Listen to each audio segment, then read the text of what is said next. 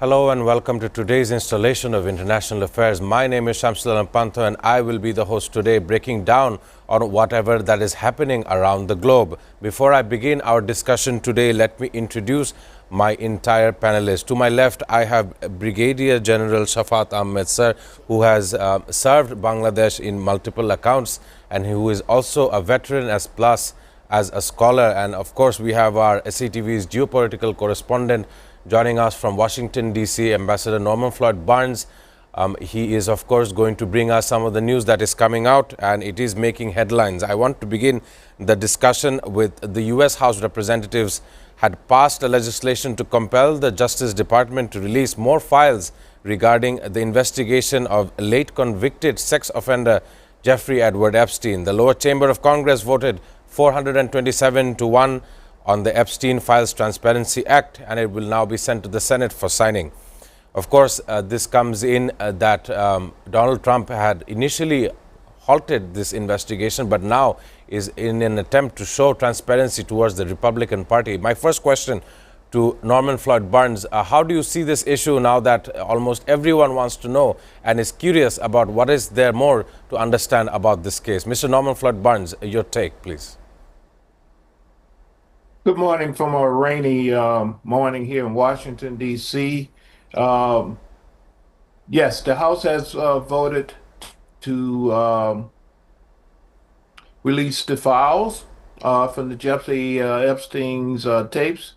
Is expected to move swiftly through the Senate and to the desk of President Trump, where he is expected to sign it.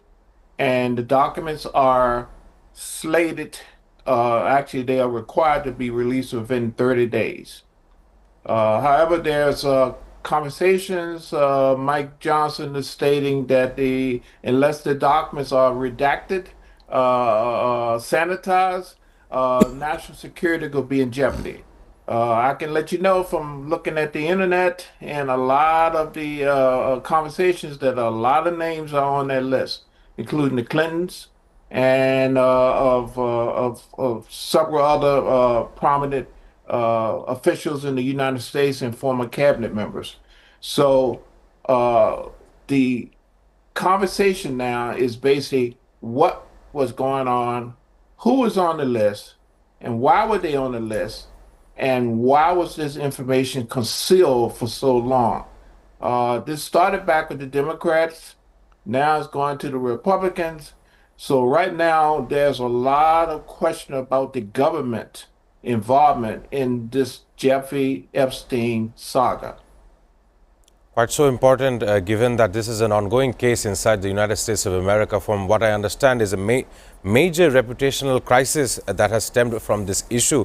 But there is another interesting story that I want to bring out. Crown Prince of Saudi Arabia, Mohammed bin Salman, is visiting the White House, and of course Donald Trump is hosting him at the White House, and the issues are relating beforehand, as Donald Trump had visited Saudi Arabia earlier on this year. My question to Brigadier General Shafat Ahmed Sir, I know that you were reading about this issue while before coming to the program, and we understand that there are some implications of Mohammed bin Salman taking some kind of or involving himself inside the murder that happened inside the Turkish country, inside the Saudi Arabia consulate there, from what I understand. The question being, what is the mixture of words here? I mean, when Volodymyr Zelensky had visited his first time, the question was why he did not appear in a suit.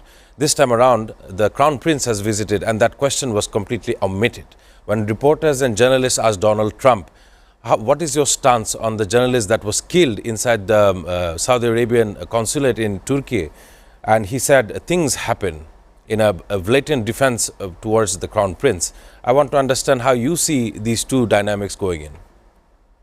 Thank you for inviting me here and letting me talk on very interesting and very important topic, the US-Saudi Arabia relationship. And specifically, they reported that the USA and Saudi Arabia are going to sign a defense pact. Now, your first question is regarding the duplicacy that you see. This is nothing new. In this realistic world, people do not bother what others count. It is their own interest, because what Saudi Arabia did should have been criticized and should have been condemned, but instead USA took side, because USA is quite a bit dependent on Saudi Arabia in the Middle East, because one of the main pillar of US strategy in Middle East is Saudi Arabia. So they had to save MBS, because MBS was in trouble. So he somehow or other USA helped him to survive that crisis. So it is quite likely. And with Donald Trump as the president, who is not much bothered about the humanitarian aspect, had it been probably Jimmy Carter or Clinton, things could have been probably different. But with Trump, you can expect such thing, I feel. Thank you for your observations. I want to bring to Norman Floyd Barnes' table. Of course, we are talking about how the US and the Saudi Arabia can discuss further inking deals.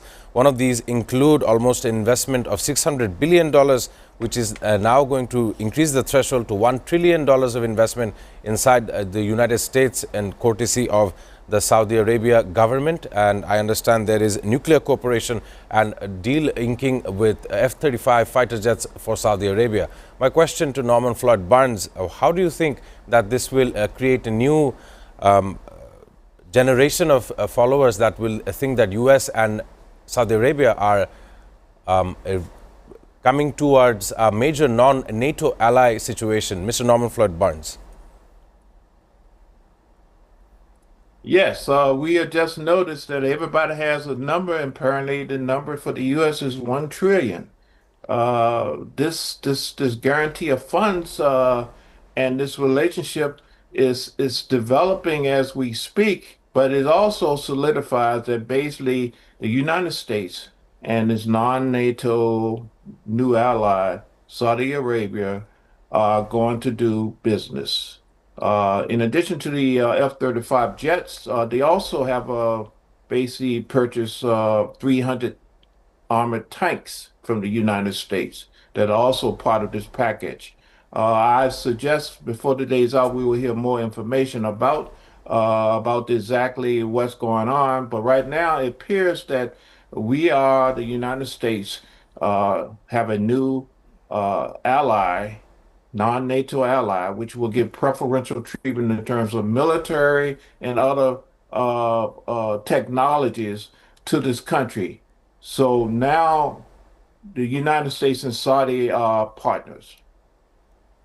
That is quite so important, coming from Norman Floyd Barnes. From what I understand, the Crown Prince had taken Saudi Arabia's conventional stance on being the Islamic center of the world to more being based on other economic ventures. They moved out of exporting crude oil and now are looking forward to boosting tourism and other sectors alike. We've seen the likes of rave parties happening in Riyadh. So the culture there, the community there is changing as the leader, Mohammed bin Salman, sees it otherwise. He understands that there are other venues that they might focus on, which may or may not be beneficial to Saudi Arabia. My question to General Shafat Ahmed, how do you see this as in the coming days? We understand that all these Arab nations are looking forward to a two-state solution inside the Gaza-Palestine issue, but Donald Trump seems to be in the position where it is arming Saudi Arabia with arms.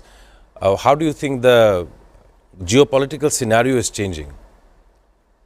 Thank you very much again. A very complex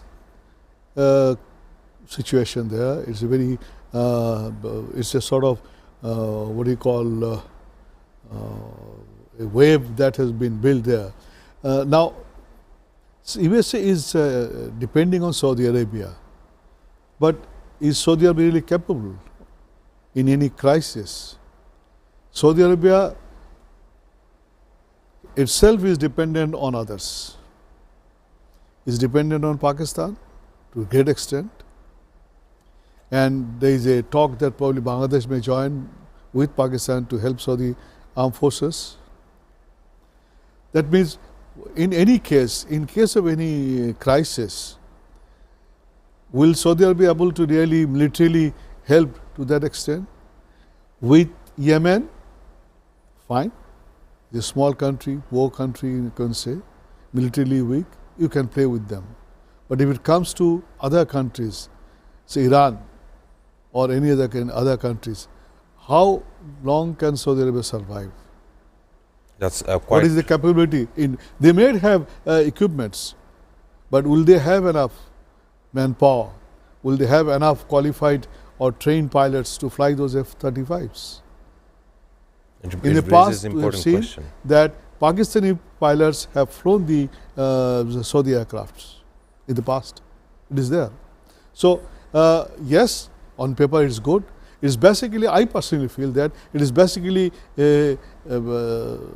MBS is trying to salvage US economy and particularly Donald Trump in return of the help that Donald Trump did to MBS in covering up Khashoggi's murder. Yes. Is it probably that way? Because by buying these aircrafts and tanks, it is probably beefing up its arsenal. But when the question of using it comes, is a big question mark. Secondly, on the investing $1 trillion in USA, what is the US debt currently? $3.5 trillion. $3.5 trillion above. $3.5 trillion. So add another $1 trillion. It's going to be added up in that. So really, will it really help US economy? I do not know. It may boost up some sort of, but the biggest problem in USA is, I've discussed in another talk, that it is the generational gap that is taking place in USA. And you will find that in most of the large companies, it is not the US citizens. It is the migrants who have gone in, immigrants, they are taking over the process. And it is others who are even non-migrant, those who are working there, they are working and looking after those companies. It is not the US citizens, because it is probably that's why I said it is probably symptoms of a declining empire. Of course, thanking you for your outstanding observation regarding this issue, and from what I picked out was that the United States and Saudi Arabia have a common enemy, an enemy that they think is going to be attacking them very shortly, and I am definitely talking about Iran. We know that previously in the year, United States military had destroyed Iran's nuclear facilities of suspected 403 kilograms of enriched uranium, which was a matter of national security to the United States of America. I want to get to Norman Floyd Barnes. I'm sure you were listening to the general talking about where United States and Saudi Arabia cooperation can end up having Saudi Arabia having a large garrison of weaponry, but a lack of people operating these weaponry in the case of national security and, of course, geopolitical stances. My question to you, Norman Floyd Barnes, do you think these weaponry may be used in a confrontation between Saudi Arabia and Iran? Mr. Norman Floyd Barnes.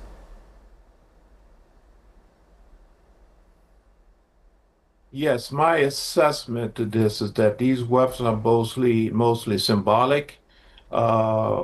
The issue of personnel, the personnel will be provided by the United States. I predict that we will have a garrison of military support there. There will be additional resources there, and there will be basically staging and also creating an environment where Iran would know that the United States and Saudi Arabia is putting up a strong front, and they are ready to deal with the issues of Iran and its nuclear program. Thanking Norman Floyd Barnes regarding this issue. I understand that the AI bubble is coming to a bursting situation, especially that Sundar Pichai, Google CEO, had said not to believe the answers that AI provides. And of course, to some extent, Saudi Arabia is a nation that has developed itself as of recent. Of course, is due to the leadership of MBS, as you've said. And he's one of those leaders who have suppressed his enemies inside his own tenure. He had them locked up inside five-star hotels earlier on. These are stories that have already been established. So my question once again to Brigadier General Shafat Ahmed sir. You see this new leader, how much acceptance would he get from people in his own country who are much more senior, or those who have supported him? Because first of all, one of the nations of the Arab nation, when you talk about Arab nations, one cannot ignore the Saud family, the Al Saud family. So this family has been running Saudi Arabia for from what I understand, the last 100 years. And they come from very humble backgrounds, but today they are one of the most richest nations on planet Earth. And because of so, even Donald Trump is inking deals with them. My question to you, before we move on to other segments, would be, do you think MBS has enough acceptance for this kind of new generational activities to be held in Saudi Arabia? I really do not know, because we do not get the actual picture from Saudi Arabia, because it's a closed society in that sense. So we do not know really what is the situation inside. Now, again, the question is, how many people will they probably suppress? And how long? Is one very big question, because what MBS is doing, it is against the Islamic principles. Well, Wahhabism was probably till the extreme, but then in moderate Islamists, even they will not like what he's doing. So how long time will he survive, we do not know, because for dictators you can probably buy some time, but all time. You have seen the examples all over the world. The dictators, they have been suppressing people, but at the end, their end had been very bad. So I do not know whether he is probably uniting this country or not, or he is creating division within the country. Because one thing you have to understand, the Arabs in general, if you study their past history, they have been always divided. So people have been taking advantage of the divide and rule. Of course. Because they are all tribal society, so they have more loyalty towards the tribe than the nation itself. So those are things which comes, it's very critical. You really cannot give answer in one sentence or one word, yes or no. Because answer will vary from circumstances, from tribe to tribe, from area to area, all these things will differ. And then the ideological gap. Remember one thing,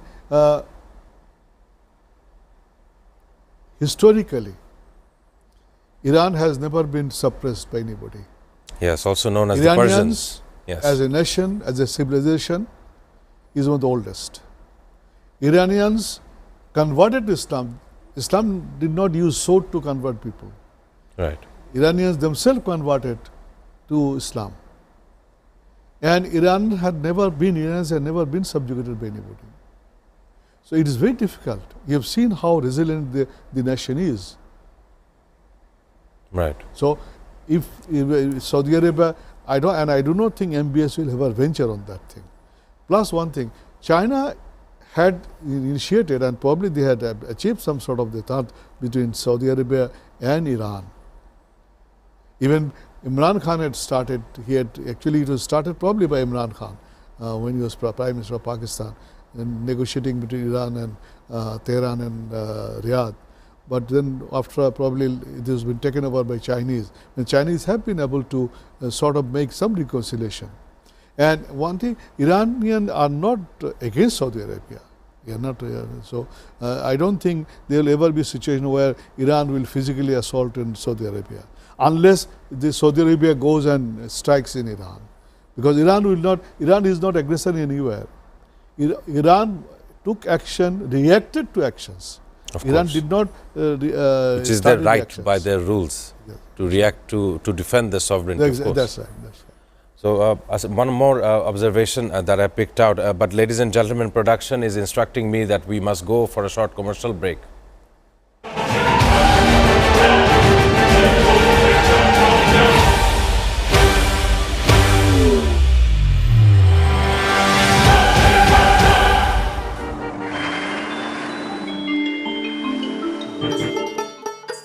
সারা দেশে লাখো মানুষের কঠোর কর্মতৎপরতা ও নিষ্ঠায় SA পরিবহন parcel and courier service এখন 16 কোটি মানুষের হাতের নাগালে।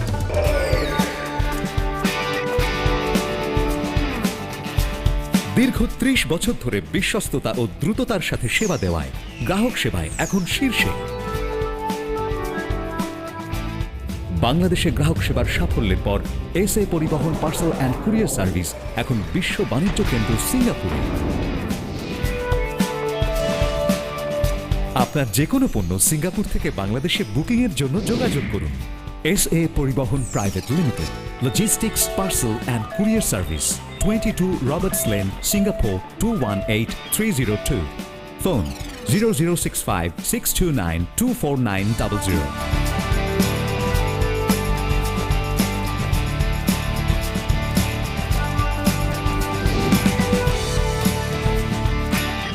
বাংলাদেশ থেকে সিঙ্গাপুরে পণ্য বুকিংয়ের জন্য যোগাযোগ করুন ঢাকা সহ দেশের যে কোনো 80টি শাখা কেন্দ্রে।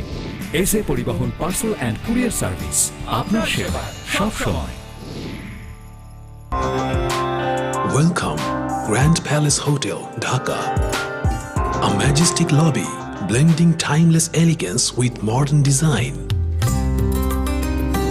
Experience 5-star comfort in suites and rooms. Sophisticated fine dining restaurant. Crystal clear swimming pool for ultimate relaxation. Modern gym and serene spa for well-being.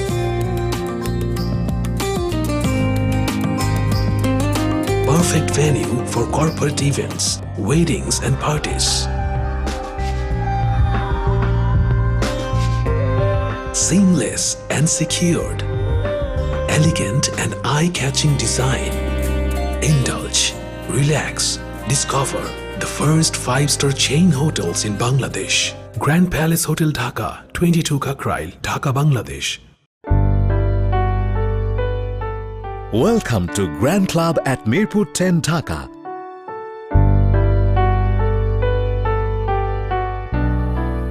Elegant spa and wellness facility for ladies and gents.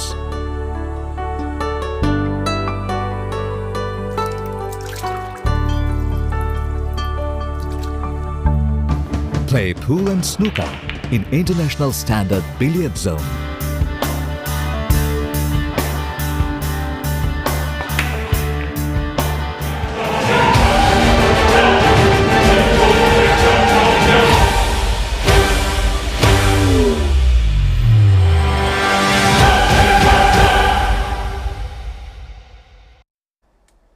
Ladies and gentlemen, welcome back to International Affairs. Of course, in the studio we have Brigadier General Shafat Ahmed and of course our US correspondent Norman Floyd Barnes joining us from Washington, D.C. I want to begin the second segment regarding a tension that has Asia under ropes. I'm of course talking about China and Japan. Recently, Sanai Takaichi, the new Prime Minister of Japan, had made comments that any Chinese military attack on Taiwan could be considered a survival-threatening situation for Japan, implying Japan could respond with military force. This is, of course, the first, and the Chinese side has strongly objected to this, and analysts are saying Beijing may ramp up military Coast Guard activities around the contested areas, which include the Senkaku Islands, as a response. I want to begin with Brigadier General inside the studio. I understand that Japan is an ally of the United States in Asia, and history says that there has been numerous conflicts inside the South China Sea that comprises all of these nations, and Japan does not directly see the independence of Taiwan, but does give recognition to Taiwan as a sovereign state. And in this case, the tensions include that there have been bans on travel to Japan for staff at state-owned enterprises of Chinese enterprises, suspension and cancellation of Chinese tour groups to Japan. Almost 500,000 tickets have been cancelled as far as media is citing. I want to ask you the question. You are a military veteran and you understand these issues far better than me. What is your observation, and do you think that the US is trying to destabilize Asia by this kind of events? It's a very fascinating situation, because if you look at China's history, in last 75 years. Have have China ever got involved in military actions except one with Vietnam and one in India? Other than that, they have not disturbed. Yes, China keeps on sort of showing their military strength. They try to expose their military might that they are having these days. But one thing you remember, that China will not venture on anything which will destabilize their present system. Because China would like to move slowly. That's the strategic culture of China. They are not in hurry. Compared to US, where probably Donald Trump would like to solve all the problem in one day. Chinese are not worried about time factor. They have set up their objectives and they go slowly and gradually. So in this case also, China did not fully occupy Hong Kong. They have allowed Hong Kong to continue partly within their grip. They have allowed Hong Kong to maintain its independence to some extent, especially economic independence. Similarly, I don't think China is ever going to attack Taiwan. It doesn't require, because Taiwan's economy is to a great extent dependent on mainland China. Economically, they have very good relations. Of course. So why should they disturb? Because Chinese, at the end of the day, they are more interested in the economic activities rather than political one. So they will not disturb that. Now coming to the present standoff that is taking place between China and Japan, these are, to my mind, these are mostly geopolitical rhetorics. For USA, the problem is USA is trying to keep their allies warmed up, that remain with us, remain with us.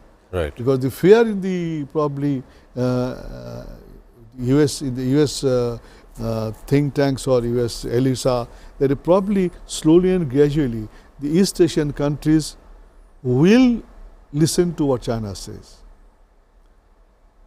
China probably in about next 20-25 years will be a number one economy.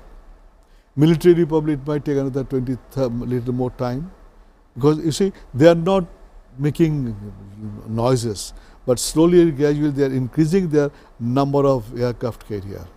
Of course, yeah, but they're the largest navy in the whole world right now, the People's Liberation Navy. So they have a third aircraft carrier has been launched, and I read somewhere they are planning to go up to 40 aircraft carrier.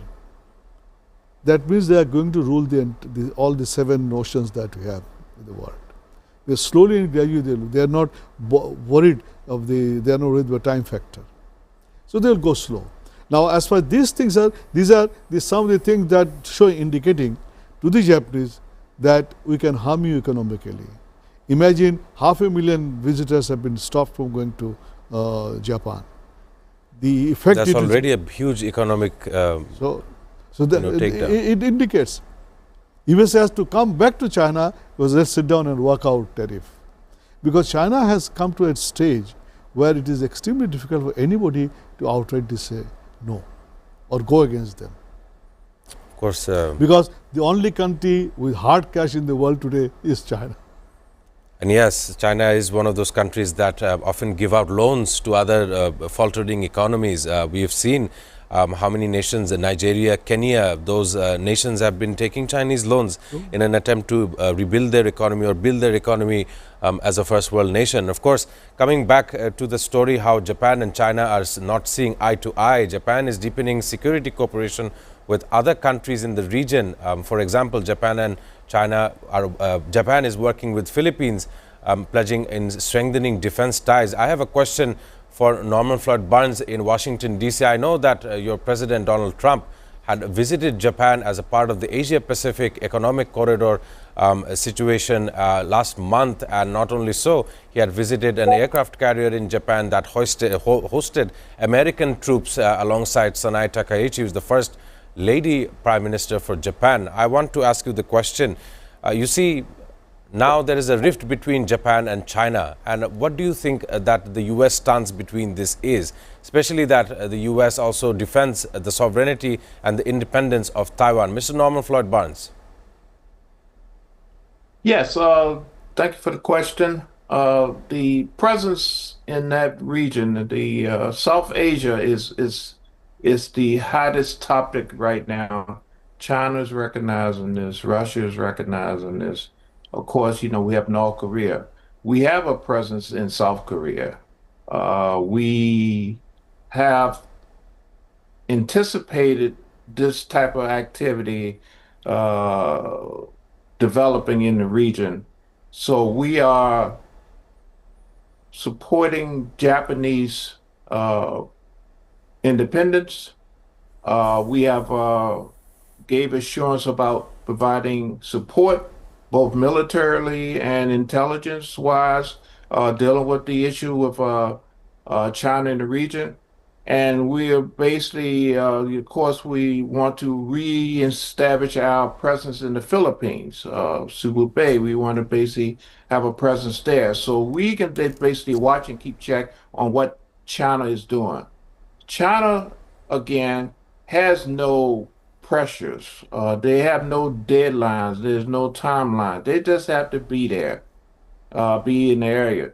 Let people know that we are the alternative solution, and we not going to do the first strike, but you would not have a second strike if you want to have any aggressions against us. So their position is basically to develop the infrastructure, construction, build globally.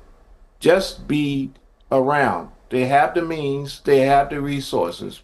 So the aggression part is not required. They just have to be in the neighborhood. While being in the neighborhood, naturally things will happen and they'll be there to build and reconstruct and serve as an alternative to whatever may happen in the region. So the strategy for them is basically wait. Of course, thank you, Norman Floyd Barnes. There is another question I want to ask you, but I definitely give you praise for your understanding of how China is using the wait method, or to be patient in understanding where the world goes with various segments, whether it be AI or if not be advances in military warfare. But my next question to Norman Floyd Barnes will definitely be regarding another key tension of buildup in the Caribbean. I'm of course talking about the U.S. position towards Venezuela. The U.S. announced it will designate the alleged Cartel de los Soles, which it claims is led by Nicolas Maduro, as a foreign terrorist organization. This move is interpreted by many a way to put pressure on Maduro's regime. And the international tabloid headlines say that opposition leaders are now voicing out against Maduro's regime. I want to ask Norman Floyd Barnes, how do you see the future of Venezuela happening? And given that the United States did have various bases around other nations surrounding Venezuela in the past, which have now stopped because of amendments to the constitution of those countries, the U.S. military bases could not function. Mr. Norman Floyd Barnes, the Caribbean is stealing the limelight of war fronts and war zones. I want to understand how you feel about it. Yes, my analysis is basically the presence of the United States military, basically the Navy, the Marines, the Air Force in the region, is to put pressure on the current regime in Venezuela. They want the leader to step down. They want to negotiate terms where he can peacefully lead the position and the country can get back to where it need to be in terms of economic commerce. We know Venezuela is a oil rich country. China, Russia, they all have agreements with the country dealing with that. Strategically, the United States is aware of that, and they want to have a presence in the area because of just the fact that the conflicting countries of China and Russia wants to be close to the United States and also have a somewhat of a control or some influence or impact on the import and export of oil, which we all need on this earth. So that is one of the issues. Basically, they're strategically trying to find a location where the United States can basically have a hub and control the trade and commerce of this commodity called oil. Thank you, Norman Floyd Barnes, for your contribution today. I hope that production team may join you up on Zoom very immediately. I want to come in the studio and talk to Brigadier General Shafat Ahmed. I know you're a veteran, you understand these military confrontations and build-ups that happen on a global scale. You know, the United States had said that any country that purchases or trades with Venezuela in crude oil will face an additional 25% tariff from the United States. And we understand how Donald Trump had changed the name of Mexico from the Gulf of Mexico to the Gulf of America. That is his stance on his neighborhood. And of course, the nations in South America, Latin America were not spared from his tariff attack as well. You have Brazil dealing with 50% tariff, but that is just a general consensus. My question to you is, how do you see this military response between the United States and Venezuela? Let me just let you know before you answer that the U.S. has deployed its largest aircraft carrier, the USS Gerald R. Ford, while Venezuela is mobilizing the national military militia to resist U.S. in a guerrilla-style tactic. What is your observation? Thank you once again. Very interesting. Will USA directly get involved in the Venezuelan politics? There are very bitter experiences. They did it in Chile long time back. End result is Chile is back to where it was. Now in Venezuela, you see, the problem is Trump is trying to whip up everybody. He is demanding that everyone should pay the due respect that is to be given to the world leader. Probably, or maybe that people have realized that the countries are slowly and gradually moving away from US dominion or US influence. Can't help it. It is going to take place. Right. Now, if you see the Central American countries, they have all gone against US bases. To the extent, other day there was a what do you call? There was a vote.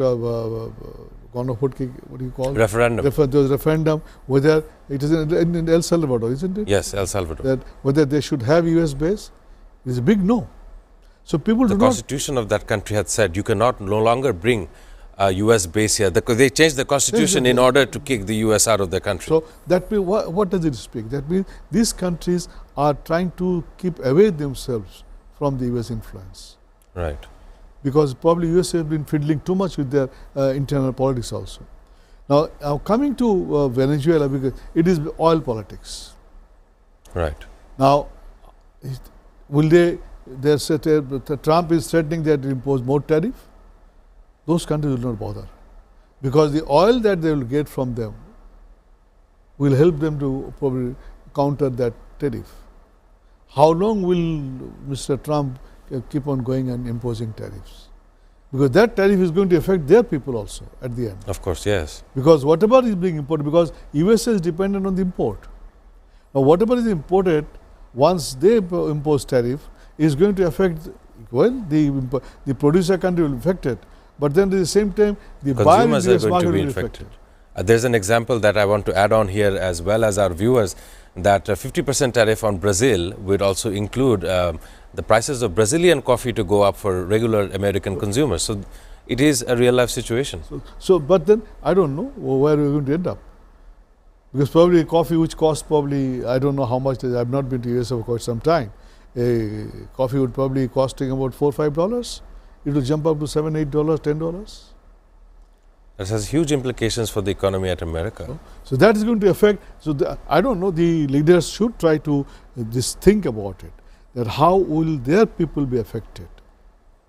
Leaders are not elected to go around and bossing about the world community or other countries. Maybe that's what their fear of losing out on, especially because the rise of China cannot be ignored. You can't help it.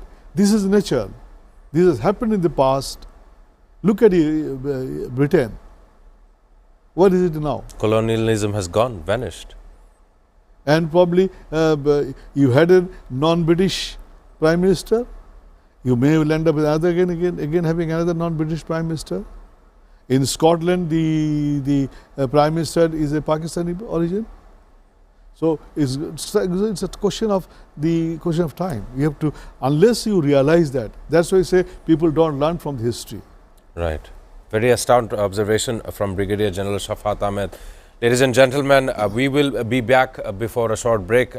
After the break, we will discuss many more issues as we go on for another break. Thank you, and do stay tuned to the program.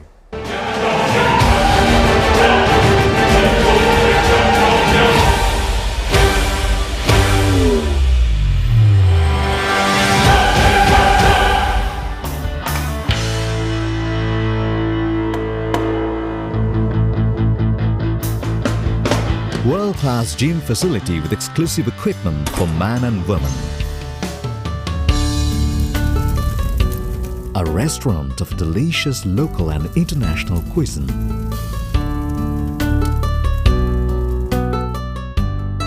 Fully air-conditioned building with spacious banquet, car lift, sky view rooftop restaurant, all in one.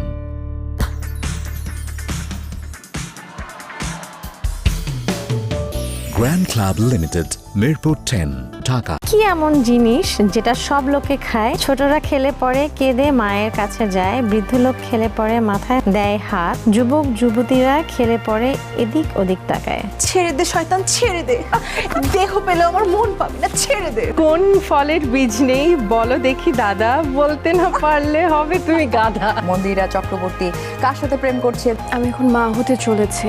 চিনেছি তোমারে আকারে প্রকারে, দিনের আলো রাতের আধারে। কোন বাসায় শুধু দুজন থাকে, দরজা জানালা ছাদ কিছুই থাকে না? পা, পায়ের নুপুর, ছন্দ, মনে হচ্ছে কি ছু দিয়ে জাদু মন্ত্র। এক্স্যাক্টলি। পায়েরে নুপুর আমার। অরিক্স স্পেশাল সেলিব্রিটি শো তারকার ঝলক দেখবেন প্রতি শুক্রবার রাত 9:30 মিনিটে। ভালোবাসা একবার তুমি বউ কইরা ডাকো। হ্যাঁ গো, আর কত দূর? আরে আমি তো ফিডের গাড়ির লগে। তোমার গরু হাঁস মুরগি মাছ তো অনশন শুরু কইরা দিছে। কি কও, অনশন শুরু কইরা দিছে? কেডা? হাঁস মুরগি মাছ। আরে ওগো মতি গতি দেখা মনে হইতাছে এসএফএন ছাড়া কিছুই খাইবো না। হ্যাঁ গো, এসে ফিডের খবর ওরা জানলো কেমনে? আরে ভালো জিনিসের খবর ছড়াতে কি আর মাইক লাগে? খবর ভাসে বাতাসে বাতাসে। আরে দেখো, এসে ফিডের জাদু। সম্পূর্ণ নিজস্ব তত্ত্বাবধানে বিশেষজ্ঞদের সমন্বয়ে প্রস্তুত হয় এসএ ফিডের পশু খাদ্য। অত্যাধুনিক প্রযুক্তিতে তৈরি এই পশু খাদ্য যেমন নিরাপদ তেমনি স্বাস্থ্যকর। এসএ ফিড, নিরাপদ ফিড, স্বাস্থ্যকর প্রোটিন। এসএ অ্যাগ্রোফিডস লিমিটেড একটি এসএ গ্রুপ অফ কোম্পানিজের প্রতিষ্ঠান। Grand Palace, 5-star chain hotel, Zinda Bazar, Sylhet. Local and international cuisines.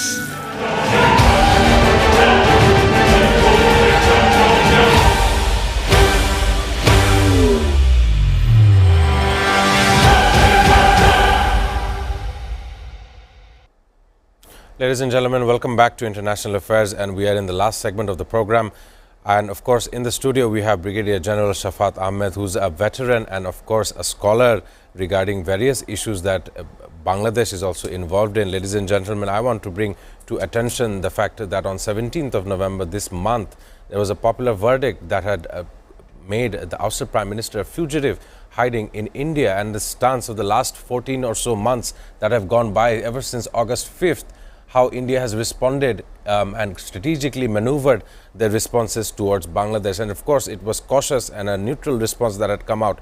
And it had said that it had noted the verdict. This came from the Ministry of External Affairs in India. So, and they do prioritize peace, democracy, inclusion and stability in Bangladesh. My question to our general here in the studio, I understand that you've been monitoring the situation that goes around the sovereignty of Bangladesh, these questions, and we know that a situation that had happened, there was a border push-in of an Assamese individual who's of course in his 60s, who was pushed into Bangladesh from one of the border entries in Bangladesh, and one of the outposts near the chicken's necks, so popularly named chicken necks, have been reinforced, has reinforced military presence.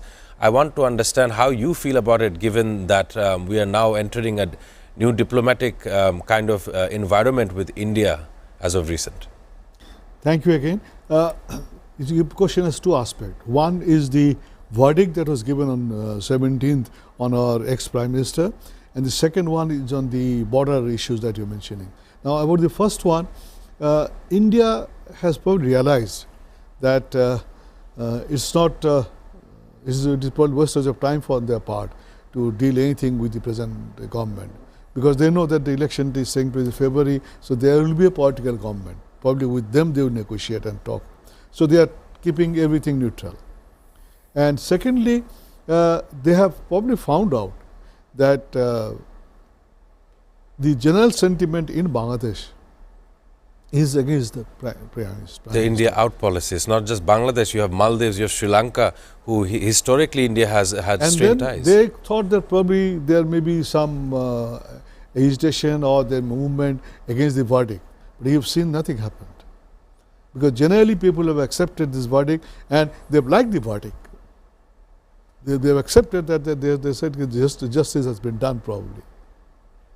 And now coming to the border situation, the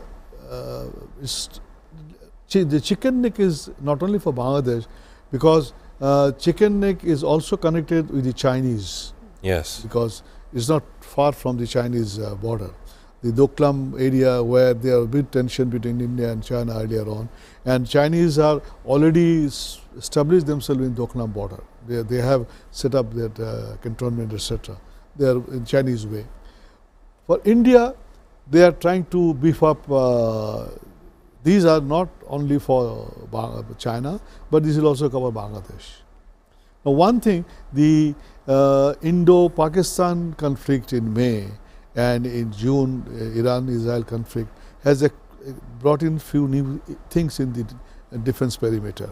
Like, it is not what used to be 20, 30 years back. You see, what in case, say for example, there you might have heard in the Indian TV channels, etc., there have been some very, what do you call, extremist views they have been talking, and there are people who are talking that take over Bangladesh or cut off this portion, cut off that portion. Well, probably you can speak up in the TV channel, etc., and YouTube. But then in reality, these things have a lot of implications. Say, for example, if India tries to cut off or take away a portion of Bangladesh in the China, around the chicken neck, right, will Bangladesh sit idle? Of course not. That is, of course not. There is no other answer. In today's world, in today's scenario, you do not need very costly equipment. You have resources which can affect India. Because it's going to be a sort of, I don't know what is the Bangladesh preparation, but Bangladeshi people must have taken care of some of the issues. Because they must have taken lesson from the Indo-Pak war that took place. So it's not going to be that easy, because if India slaps or puts attacks Bangladesh or takes away, yes, such a big country, Bangladesh, a small country area-wise, they can probably militarily they can take. But then if Bangladesh hits back, it's going to cost India more. It will cause the division of India between the seven sisters as well. We can always try that strategy. There are a lot of implications. Will India ever learn to take that sort of stance? What will happen if India tries to cut through or attack Bangladesh? How will Bangladesh friends react? Right. Bangladesh does have friends who will probably come up in a big way to help Bangladesh. So those are the equations that India have to carry out before do that. But why should they do it? Because I personally feel that it is mutually beneficial for India and Bangladesh if they can work on mutual connectivity. not the way they have been doing in the past, taking everything one side, Almost one 15 side, years. not giving to Bangladesh. But if so what Bangladesh want? Probably Bangladesh want that free throw access to Bhutan, to Nepal. Pakistan Right. is too far, fine, will not, they said 1,000 miles. But then with Bhutan and Nepal, they should allow the Nepalis to use our ports. They should allow Bhutan to use our port. So it can be mutually beneficial if India wants. It's for them to decide. It can be very beneficial because after all, because these northeastern states are dependent on us. Of course, astounding observation from you as well. And I want to have a last question to Norman Floyd Barnes. We were, of course, talking about Bangladesh-India ties as of recent, given the verdict of Sheikh Hasina for the death sentence.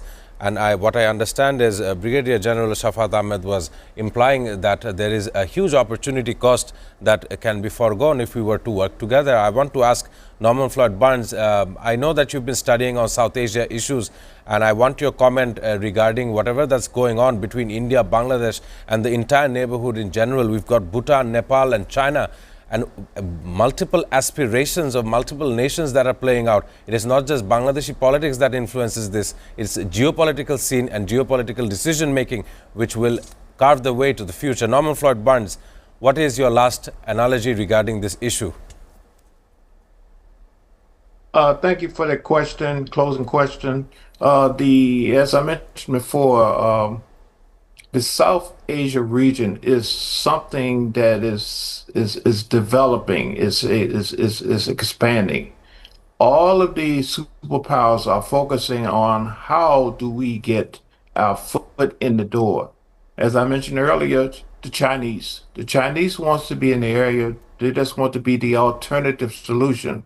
They're just waiting to see exactly for opportunities. Bangladesh, India, that relationship need to mend and develop. It is beneficial for the entire region is that India find a way to deal with Pakistan, definitely find a way to have an understanding with Bangladesh, Myanmar, and a lot of other countries in the region. The entire region is dependent on this type of relationship.